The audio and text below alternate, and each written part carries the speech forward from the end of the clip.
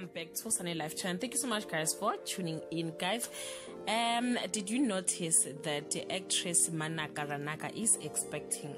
Manaka recently became a grandmother as her eldest daughter Katlego also gave birth a few weeks ago. Manaka plays Lucy Diale on SABC1 Generation The Legacy. She had an interview with Daily Sun and she revealed that motherhood is not something new to her as she has two grown daughters.